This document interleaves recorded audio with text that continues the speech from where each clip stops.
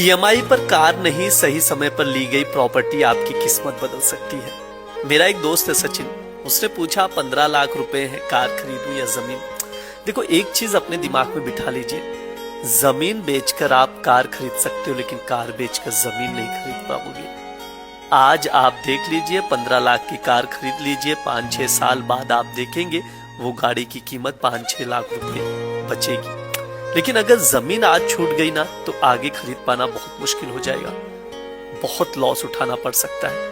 15 लाख की जो जमीन है, आने वाले समय पर 8-10 साल में 40-45 लाख रुपए की हो जाएगी। फर्क सिर्फ एक फैसले का है, बाद में पछताना ना पड़े, इसलिए सोच समझ कर फैसला लेना हमेशा।